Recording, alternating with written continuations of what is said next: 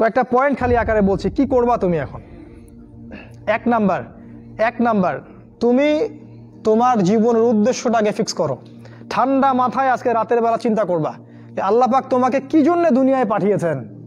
একটু চিন্তা করবা, 1 মিনিট একটু চিন্তা করবা যে তুমি পৃথিবীতে নাই, তুমি মারা গেছো। চিন্তা করবা তুমি মারা গেছো। এরপর চিন্তা করবা তুমি যে মারা গেছো পৃথিবীর কারো কোনো সমস্যা হচ্ছে কিনা। তুমি যে মারা গেছো পৃথিবী কি থেমে আছে? তোমার পরিবার থেমে থাকবে? তোমার শিক্ষা, তোমার বন্ধু বান্ধব, তোমার আত্মীয় স্বজন কেউ থেমে থাকবে? কেউ থেমে থাকবে না। তুমি পৃথিবীতে থাকো বা না থাকো কারো কিছু আসে যাবে না। আল্লাহ পাক তোমাকে যে পৃথিবীতে রেখেছেন একটা সুযোগ খালি দিয়েছেন, যাতে তুমি আল্লাহর দ্বীনের জন্য কিছু করতে পারো। এটাই আল্লাহ তোমার কাছে চান, আর কিচ্ছু চান না। আর কিচ্ছু আল্লাহ তোমার কাছে চান না। আল্লাহ চান তুমি একজন ভালো মানুষ হও, ভালো মুসলিম হও এবং দ্বীনের জন্য কিছু খেদমত করে পৃথিবী থেকে বিদায় নাও। এই দিন তুমি ছাড়াও বিজয়ী হবে ইনশাআল্লাহ। তুমি থাকো বা না থাকো এই দিন কিন্তু বিজয়ী হবেই। হয় তোমাকে নিয়ে হবে অথবা তোমাকে ছাড়াই হবে। জীবনের উদ্দেশ্য ফিক্স করো। জীবনের উদ্দেশ্য একটাই, জান্নাত। জান্নাত পাওয়ার জন্য যা করা দরকার তাই করতে হবে। কোরআন হাদিস মেনে চলা থেকে শুরু করে আমল করা, আদব আখলাক সব কিছু এর মধ্যে চলে আসবে ইনশাআল্লাহ। আল্লাহ পাক তোমাকে পথ দেখাবেন। আগে তুমি জীবনের উদ্দেশ্য ফিক্স করো। একটা কথা বলি, সবাই তোমাদেরকে বলবে জীবনে সফল হতে হবে। অনেক কথা আমি বলছি আমার ব্যক্তিগত অভিজ্ঞতা থেকেই বলছি। আল্লাহ পাক আলহামদুলিল্লাহ ফার্স্ট সেকেন্ড ছাড়া রেজাল্ট আমাদের হতো না। যখন থেকে আমরা বুঝতে পেরেছি যে ট্র্যাকে আমরা যাচ্ছি সে ট্র্যাকটা ভুল, এই বুঝটা যখন থেকে আসছে আমাদের মধ্যে, আমরা চেষ্টা করছি অন্যদেরকে আমাদের শিক্ষা দিয়ে সচেতন করার জন্য। আমরাও ভুল করেছি, ভুলের উপর ভুল করেছি। আল্লাহ পাক যেন মাফ করেন, আল্লাহুম্মা আমিন। সাফল্যের সংজ্ঞা শেখানো হতো আমাদেরকে পরিবার থেকে। সফল হতে হবে বাবা, নিজের পায়ে দাঁড়াতে হবে, বাবাকে দেখতে হবে, মাকে দেখতে হবে, অমুক তমুক ইত্যাদি ইত্যাদি। বিয়ে করবি কি নিয়ে, তোর তো কিছুই নাই, বলে নাই কথাগুলো আপনাদেরকে। চাকরি বাকরি করতে হবে, প্রতিষ্ঠিত হতে হবে। শোনো, সাফল্যের একটা সংজ্ঞা দিয়েছেন আল্লাহ কোরআনে, একটাই সংজ্ঞা, সূরা আল ইমরানের মধ্যে আছে। আজকে আমি সব ডিটেলস বলার সময় পাচ্ছি না। সূরা আল ইমরানের মধ্যে আছে কুল্লু নাফসিন যায়িকাতুল মাউত, প্রত্যেকটা নফস মারা যাবে এবং কিয়ামতের মাঠে তাদের পুরোপুরি প্রতিদান তাদেরকে দেয়া হবে। এখানে আল্লাহ সাফল্যের সংজ্ঞা দিয়েছেন, ফামান যুহজিহা আনিন নার ওয়া উদখিলাল জান্নাহ ফাকাদ ফাজ। ওই দিন কিয়ামতের মাঠে যাকে জাহান্নাম থেকে বাঁচানো হবে আর জান্নাতে প্রবেশ করানো হবে, ফাকাদ ফাজা, এই ব্যক্তি হচ্ছে সফল। সাফল্যের সংজ্ঞা কোথায় পাইলেন? যদি আমরা জাহান্নাম থেকে বাঁচতে পারি প্রত্যেক ব্যক্তি এবং জান্নাতে যেতে পারি, সেই সফল। এছাড়া কেউই সফল না, এই পৃথিবীর কেউই সফল না, কেউ না। সে যত বড় রাষ্ট্রনেতা হোক, পণ্ডিত হোক, বিজ্ঞ হোক, কে হয় হোক, যার দাপটে সারা বিশ্ব কাঁপে, এও সফল না যদি না সে জান্নাতে যেতে পারে। কিন্তু একজন এই ভ্যান চালক, এক রিক্সা চালক, এক আমার ওই গরিব চাচা, ওই কৃষক, সে যদি হিসাব দিয়ে জান্নাতে যেতে পারে, সে সফল। তিনিই সফল, তিনি আল্লাহর কাছে পছন্দের বান্দা। অতএব জীবনের উদ্দেশ্যটাকে ঠিক করে ফেলো, এটা প্রথম কাজ। দ্বিতীয় কাজ, তোমাকে জ্ঞান অর্জন করতে হবে। দ্বিতীয় কাজ, কিসের জ্ঞান অর্জন করবে? যে জ্ঞান তোমাকে আল্লাহর দিকে নিয়ে আসবে সেই জ্ঞান অর্জন করতে হবে।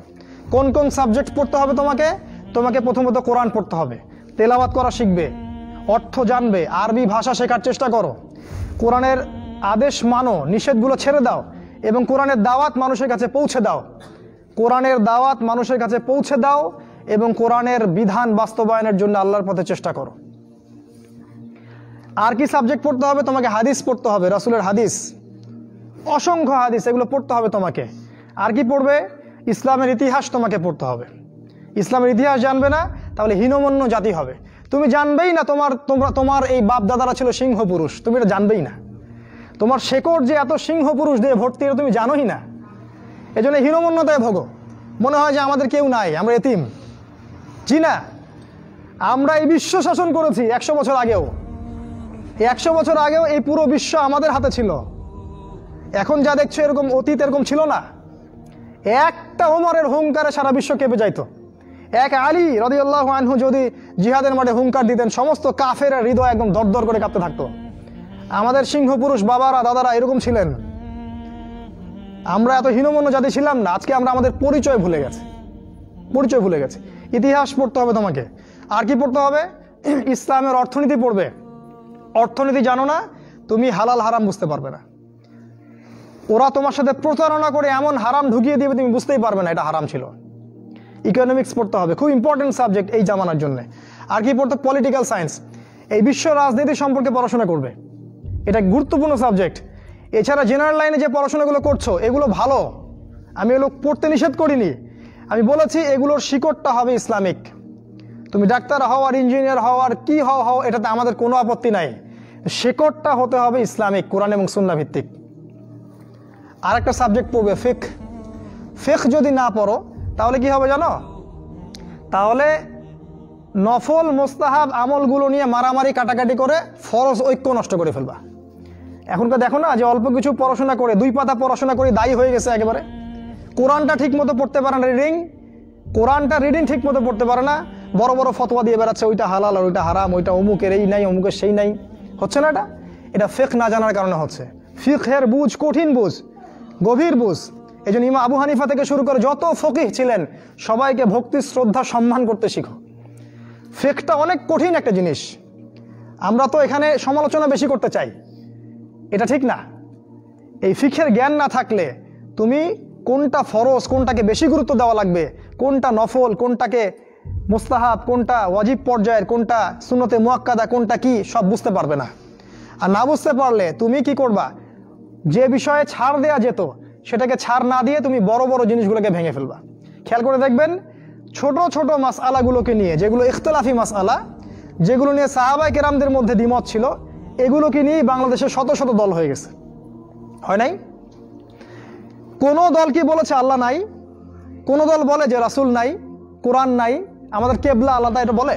সবার আল্লাহ এক, রাসূল এক, কেবলা এক, কোরআন এক, সুন্নাহ এক, সব এক। তাহলে এতগুলো দল কেন হলো? ওই যে সংকীর্ণ মানসিকতা এবং এই ফিকহের বুঝ না থাকার কারণে হয়েছে। তাই ফিকহটা পড়বে, না হলে তোমার দ্বারা উপকার না হয় উম্মার ক্ষতি হয়ে যাবে। আর 2-1টা সাবজেক্ট বলছি।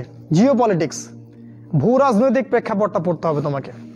এর সাথে একটা সাবজেক্ট অবশ্যই পড়বে, রাসূলুল্লাহ সাল্লাল্লাহু আলাইহি ওয়াসাল্লামের জীবনী। এই কয়েকটা সাবজেক্ট পড়তে পারো, শেষ জামানায় ইনশাআল্লাহ আল্লাহ পাক তোমার হাতে পতাকা দিবেন এবং তুমি আল্লাহর দ্বীনের পতাকা বহন করবে ইনশাআল্লাহ। জ্ঞান নাই, কিচ্ছু করতে পারবে না। যদি তুমি জ্ঞান অর্জন করতে না পারো, তুমি বাতিলের মোকাবেলা করতে পারবে না। এখনকার যুদ্ধটা অস্ত্রের যুদ্ধ না, এখনকার যুদ্ধ জ্ঞানের যুদ্ধ। তুমি ওদের সাথে অস্ত্রের যুদ্ধ করে পারবে না। এখনকার যুদ্ধটা জ্ঞানের যুদ্ধ। ওটাও আসবে সামনে, যখন ইমামুল মাহদী আসবেন, সারা বিশ্ব জুড়ে মালহামা শুরু হবে, তখন মহাযুদ্ধ। এই ফিজিক্যাল স্ট্রেংথ নিয়ে, মেন্টাল স্ট্রেংথ নিয়ে, ইমানের স্ট্রেংথ নিয়ে পারবে না। জ্ঞান অর্জন করো, কারণ রাসূল সাল্লাল্লাহু আলাইহি ওয়াসাল্লামকে প্রথম আল্লাহ আদেশ করেছেন ইকরা, পড়ুন। জ্ঞান নাই, সমাজ সংস্কার করতে পারবে না।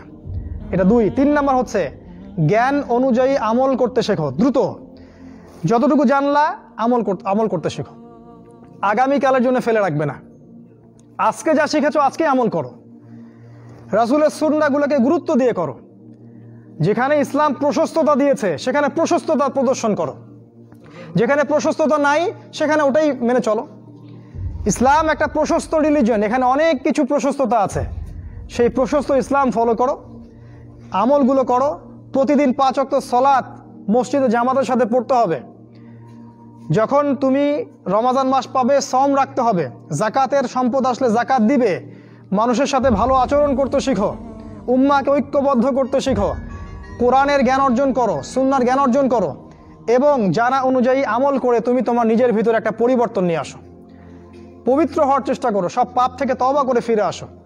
রাসূলের সুন্নাহগুলোকে গুরুত্ব দাও। A to Z, বাথরুমে যাওয়া থেকে শুরু করে তোমার জীবনের প্রতিটা ক্ষেত্রে নবীজির সুন্নাহগুলোকে তোমার উপর বাস্তবায়ন করো। নিজের উপর সুন্নাহ নাই, তুমি সমাজে সুন্নাহ বাস্তবায়ন করতে পারবে না। 3 নাম্বার। 4 নাম্বার, আদর্শ পরিবার গড়ে তোলো। আদর্শ পরিবার গড়ে তোলার জন্য তোমাকে তাড়াতাড়ি বিয়ে করতে হবে। তোমার সামর্থ্য আছে, শারীরিক মানসিক সামর্থ্য আছে, রুজির একটা ব্যবস্থা আছে, বিয়ে করে ফেলো, দেরি করবে না। বিয়ে করে ফেলো, দেরি করবে না। আমি বলছি অবশ্যই তোমার শারীরিক সামর্থ্য থাকতে হবে, মানসিক সামর্থ্য থাকতে হবে, অর্থনৈতিক সামর্থ্য থাকতে হবে, একটা মেয়ের রেসপন্সিবিলিটি নেওয়ার সামর্থ্য থাকতে হবে। সামর্থ্য হয়ে গেলেই তুমি বিয়ে করে ফেলবে, আর কোনো দিকে দেখার দরকার নাই। এমনকি তোমার যদি একাধিক বিয়ে করার সামর্থ্য থাকে সেটাও তোমাকে করতে হবে। যার একাধিক বিয়ে করার সামর্থ্য আছে সে যদি না করে সেটাই তার জন্য গুনার কাজ। জি, এই কথাগুলো বলার সাহস পায় না অনেকে, এই কথাগুলো বলার সাহস হয় না, আলেমদেরই হয় না। দুইটা বিয়ে করলে মানুষ আবার কি মনে করবে, আমার মনে হয় চরিত্রের সমস্যা ইত্যাদি ইত্যাদি। আরে বোকা, তাহলে কোরআনের মধ্যে 4টা বিয়ের কথা আসলো কেন? আল্লাহ পাক কি এমনি এমনি আয়াত নাজিল করলেন নাকি? আল্লাহ পাক খুব ভালো করেই জানেন ছেলেদের চেয়ে মেয়েদের সংখ্যা বেশি হবে, অনেক ছেলে মারা যাবে, মেয়েরা সমাজে বেঁচে থাকবে। কত অসংখ্য এতিম মেয়ে সমাজে পড়ে আছে, অসংখ্য বিধবা মেয়ে সমাজে পড়ে আছে। ওদের দায়িত্ব নিতে হবে না? কে নিবে ওদের দায়িত্ব? যদি ছেলেরা দায়িত্ব না নেয় কে দায়িত্ব নিবে? ওই মেয়েগুলা কি সমাজের প্রজাপতি হয়ে থাকবে? ওরা কি পতিতালয়ের সম্পত্তি হবে? ওদের অধিকার নাই? এখানে অধিকার দিলে আমরা চরিত্র খারাপ হয়ে যায়। আর এদের সাথে তোমরা সারা দেশে এবং বিশ্বে জেনা করে বেড়াচ্ছ, এগুলাতে চরিত্র খারাপ হয় না। একটা ছেলে বিয়ে করার পরেও 10টা মেয়ের সাথে পরকীয়া করে, এটাতে চরিত্র খারাপ হয় না। কিন্তু যদি আরেকটা বিয়ে করে তখন সমাজের মানুষ তাকে বাঁকা চোখে দেখা শুরু করে। এটা জাহিলিয়াত, এটা পুরো সম্পূর্ণ মক্কার জাহিলিয়াত চলছে। দ্রুত বিয়ে করো, বিয়ে করে আদর্শ পরিবার গঠন করবে। পরিবারটা এত শক্তিশালী হবে যে পরিবারের ভিতর যেন কোনো রকম শিরক, কোনো বেদাত, কোনো কুফর, কোনো হারাম ঢুকতে না পারে। পারবে না ইনশাআল্লাহ? ইনশাআল্লাহ। 5 নাম্বার, তোমার সন্তানদেরকে মানুষ করে যাও। কালকে তুমি থাকবে না, তোমার সন্তানরা বেঁচে থাকবে। এক একটা সন্তান, এই যে বাচ্চাগুলোকে এমনভাবে বড় করতে হবে যাতে এরা আগামী দিনের ওমর হয়, আগামী দিনের হামজা হয়, আগামী দিনের খালিদ বিন ওয়ালিদ রাদিয়াল্লাহু আনহু হতে পারে ইনশাআল্লাহ। নিজে কি করেছি, সারা জীবন বৃথা চলে গেল। নিজের সাথে যা হয়েছে হয়েছে, বাচ্চাদের সাথে আর রিস্ক নেবেন না। বাচ্চাদেরকে ধ্বংস করবেন না আল্লাহর ওয়াস্তে। ওদেরকে আল্লাহর পথে দিয়ে দিন, দিন শেখান, কোরআন শেখান, হাদিস শেখান, ডিনামাইট করে গড়ে তোলেন। 7 নাম্বার, হালাল রিজিক অন্বেষণ করো তোমরা। রিজিকটা যত ছোট পেশা হোক না কেন, যদি হালাল হয় অবশ্যই সেটাই উত্তম। আর যত বড় পেশা হোক না কেন, যদি হারাম হয় সেটা তোমার জন্য জাহান্নামে যাওয়ার কারণ হবে। অনেক বড় পদ আছে কিন্তু সেখানে ঘুষ আছে, সুদ আছে, প্রতারণা আছে, সেখানে যাবে না। আল্লাহর ওয়াস্তে সেখান থেকে দূরে থাকো। আর তুমি যদি কৃষক হয়ে থাকো, তোমার রুজির মধ্যে হালাল থাকে, তুমি কৃষি কাজ করেই সংসার চালাও, কোনো সমস্যা নাই ভাই, কোনো সমস্যা নাই। লজ্জার কিছু নাই, অপমানের কিচ্ছু নাই। তুমি আল্লাহর কাছে প্রিয় বান্দা। আল্লাহ পাক বলেছেন, ইন্নাল্লাহা তাইয়্যিব লা ইকবালু ইল্লা তাইয়্যিব। আল্লাহ পাক পবিত্র, পবিত্র রিজিক ছাড়া তিনি গ্রহণ করেন না। সারা জীবনের ইবাদত কবুল হবে না যদি আপনার রিজিকের মধ্যে হারাম থাকে। কিচ্ছু করার নাই, নবীর কথা পাল্টাতে পারবেন না। সারা জীবন সুদ ঘুষ খেয়ে বছর বছর হজ উমরা করবেন আর হাজি সাহেব লকব লাগাবেন, ওইসব করে লাভ নাই আল্লাহর কাছে, কোনো লাভ নাই। ওইরকম হজ আবু জেহেলও করতো, আবু জেহেল হজ করতো এরকম। ওইসব হজ উমরা আল্লাহ পাকের কাছে দেখায় লাভ নাই। রিজিক হতে হবে পিওর, পরিশুদ্ধ, যেটা খুব ডিফিকাল্ট। এই জন্য আপনাকে নাসিহা করছি, কৃষিভিত্তিক অর্থনীতির দিকে চলে আসেন। কৃষিভিত্তিক অর্থনীতি, এটা আপনার জন্য ভালো হবে ইনশাআল্লাহ। আর ব্যবসা ভিত্তিক, কটা বললাম? 7, 8, আর 2-3টা বলে শেষ করছি। 8 নাম্বার হচ্ছে শারীরিকভাবে শক্তিশালী থাকতে হবে। এর জন্য আপনাকে নিয়মিত ব্যায়াম করতে হবে, নিয়মিত ফিজিক্যাল এক্সারসাইজ বলেন, জিম বলেন, অন্যান্য যে বিষয়গুলো আছে এগুলো আপনাকে করতে হবে। যে খাবারগুলো আপনি খাবেন, প্রত্যেকটা খাবার বিশুদ্ধ কিনা অবশ্যই পরীক্ষা করে খাবেন। এমন কোনো খাবার খাবেন না যে খাবার প্রস্তুত করেছে ওরা, অর্থাৎ ওরা, বুঝতে পারছেন কারা? কারণ ওদের খাবারের মধ্যে এমন কিছু থাকে যেটা আপনাকে আস্তে আস্তে আস্তে আস্তে ধ্বংস করে দিবে। এত ক্যান্সারের রোগী আগে ছিল, এত ডায়াবেটিসের রোগী আগে ছিল, এই যে প্রেশার, হাবি জাবি, স্ট্রোক এগুলো আগে ছিল না। এগুলো রোগ আগে ছিল না। বিগত এই 50 বছরে দেখবেন এমন এমন সব রোগ এত বেশি বেশি করে বাসা বেঁধেছে যে আমাদের প্রজন্মের পর প্রজন্ম ধুকে ধুকে মারা যাচ্ছে এখন। অতএব খাবারের ব্যাপারে সচেতন থাকবেন। এমন খাবার গ্রহণ করবেন না যে খাবারটা বিশুদ্ধ না, যে খাবারটা ম্যানুফ্যাকচার, সেটা গ্রহণ করবেন না। মানে মানুষ ওই কলকারখানায় তৈরি করেছে এমন খাবার খাবার খাবেন না। নিজে খাবার উৎপাদন করে খান, নিজে চাষ করে খান, খাঁটি জিনিস খুঁজে খুঁজে খাবেন। আল্লাহর ওয়াস্তে এটা নসিহা করছে এই কারণে, আপনি প্রচণ্ড অসুস্থ হয়ে যাবেন যদি আপনি ওদের খাবার খান। আজকে বুঝতে পারবেন না, যখন হবেন তখন আমার কথা বুঝতে পারবেন। এটা কত বলো? 8,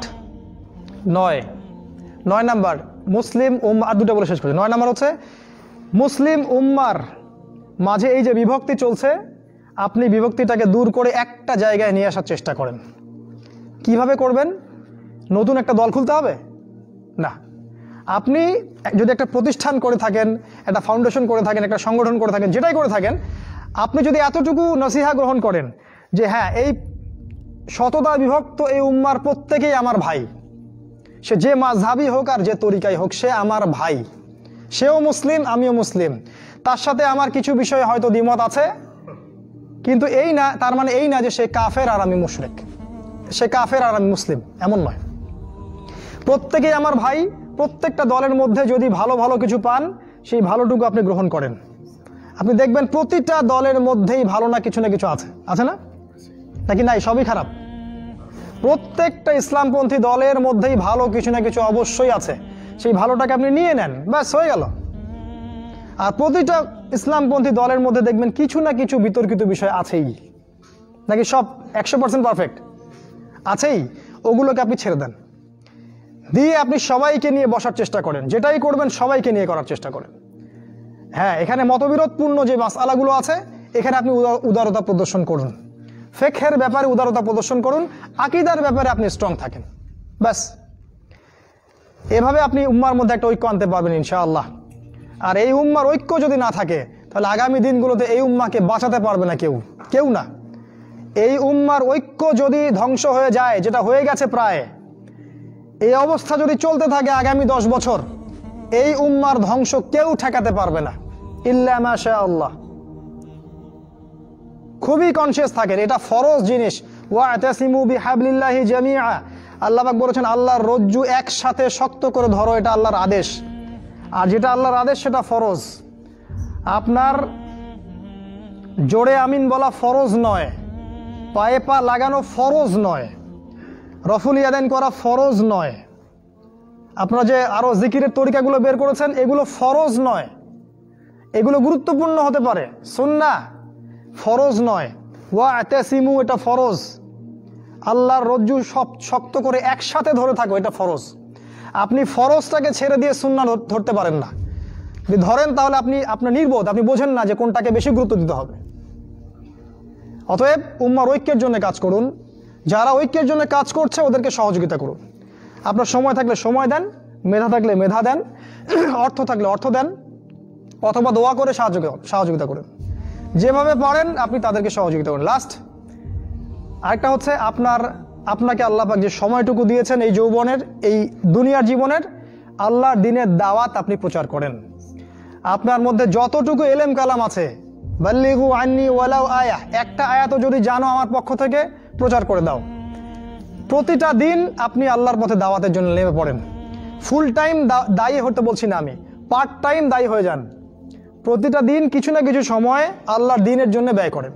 মসজিদে বসেন, তালিম করেন, লোকজনকে নামাজের দিকে ডাকেন, আল্লাহর পথে সময় দেন।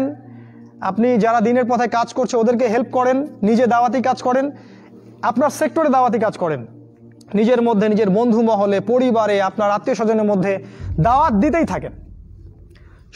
শুনুক না শুনুক নাই, কথা বলেন নাই, শুনুক বা না শুনুক, আপনি দাওয়াতি কাজ করতেই থাকেন। ইনশাআল্লাহ এই 10টা কাজ যদি আপনারা যুবকরা করতে পারেন, আমি আশাবাদী ইনশাআল্লাহ আগামী দিনগুলোতে আপনি হবেন ইমামুল মাহদির সৈনিক ইনশাআল্লাহ। আজকে আর লম্বা করছি না। আল্লাহ পাক আমাদের সবাইকে এই 10টা গুণাবলী অর্জন করার তৌফিক দান করুন, এবং আমাদের জীবন এবং আমাদের যৌবনটাকে আল্লাহর পথে ঢেলে দেওয়ার, উৎসর্গ করার তৌফিক আল্লাহ পাক দান করুন। আল্লাহ রাব্বুল আলামিন আমাদের প্রত্যেকে কোরআন এবং হাদিসের বুঝ দান করুন, আল্লাহুম্মা আমিন। আল্লাহ পাক আমাদের সবার আদর্শ পরিবার গড়ে দিন, হালাল রিজিকের ব্যবস্থা করে দিন, আমাদের বিয়েগুলোকে আল্লাহ সহজ করে দিন। আল্লাহ পাক সমাজের সমস্ত জাহেলিয়াত থেকে আমাদেরকে হেফাজত করুন। আল্লাহ পাক আমাদেরকে কোরআন, সুন্নাহ এবং রাসূলের আদর্শে জীবন গড়ার তৌফিক দান করুন। আল্লাহ পাক আমাদেরকে ইসলামের ইতিহাস পড়ার তৌফিক দান করুন, আমাদেরকে ইসলামের বীর সেনানী হওয়ার তৌফিক দান করুন। আমাদের মৃত আত্মীয় স্বজনদেরকে আল্লাহ পাক মাফ করে দিন। যারা অসুস্থ আছে আল্লাহ পাক সবাইকে শেফায়ে কামেলা দান করুন, এবং আমাদের যা কিছু আছে, আমাদের জান, মাল, ইজ্জত, সময়, শ্রম সবকিছু ব্যয় করে আল্লাহর পথে দাওয়াত এবং আল্লাহর জন্য জিহাদ করার তৌফিক আল্লাহ পাক দান করুন। আল্লাহুম্মা আমিন। সুবহানাকা আল্লাহুম্মা ওয়া বিহামদিকা আশহাদু আল্লা ইলাহা ইল্লা আনতা আস্তাগফিরুকা ওয়া আতুবু ইলাইক। আপনারা যারা এতক্ষণ